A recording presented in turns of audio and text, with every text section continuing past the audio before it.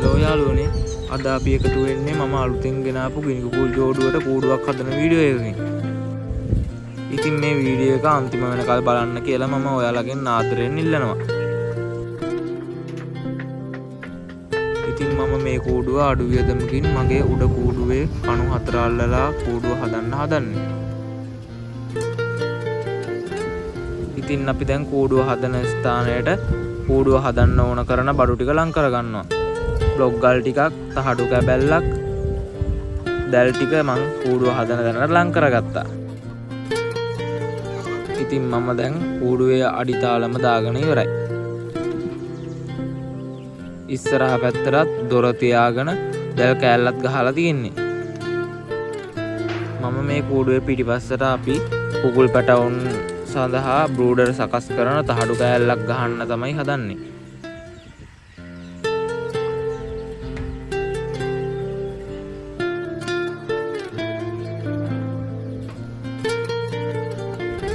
අලුත් ගුණි කුකුල් ජෝඩුව ගෙනාපු නිසා මට කූඩුවක් මාරු කරන්න වෙනවා.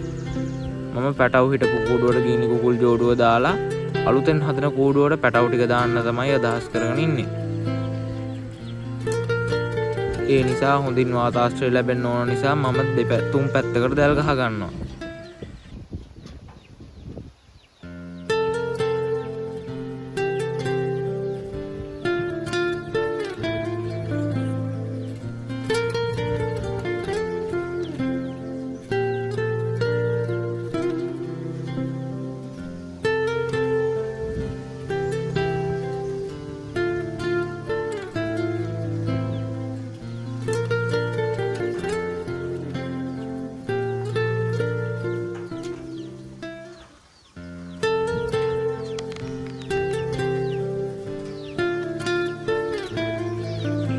දැන් මම දැල් ගහගෙන කූඩුව හදාගෙන ඉවරයි.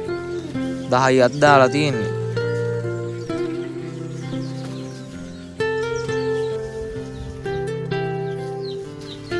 මම දැන් පැටව හිටපු කූඩුවට ගිනි කුකුල් ජෝඩුව දාලා තියෙන්නේ.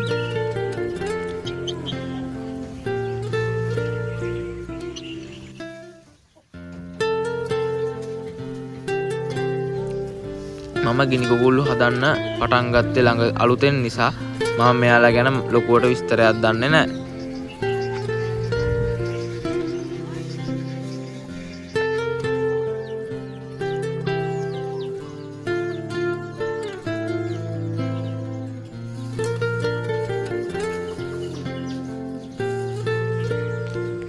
ඉතින් මේ පේන්නේ මගේ පුංචි කුකුල් ගොවිපලේ අලුතෙන් එකතු වුණු තවත් කූඩුවක්.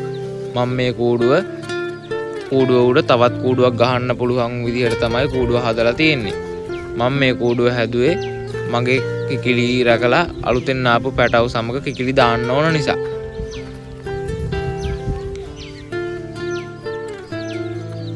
එයාලගේ කූඩුවෙත් පිටිපස්සට මම තහඩු කෑල්ලක් ඉක්මනට ගහනවා.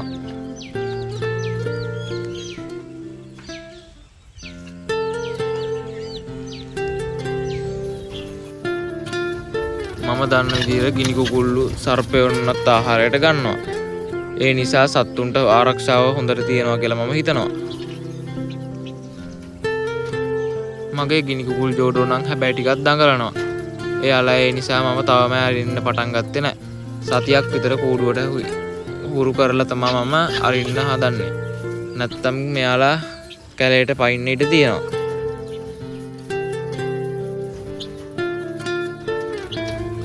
ඉතින් මම අලුතෙන් හදපු කූඩුවට මගේ මාස 1කමාරක් වයස ඇති කුකුල් පැටවුන් දාලා තියෙන්නේ. අපි දැන් එයාලව නිදහස් කරමු.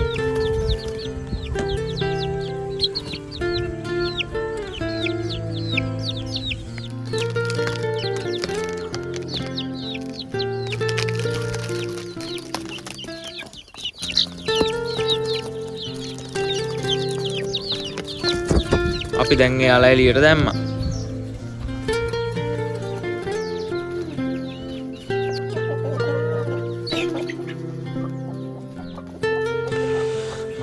ඉතින් මේ මගේ පුංචි කුකුල් ගොවිපල අලුතින් ගොවිපලට කූඩු දෙකක්ම එකතු වුණා.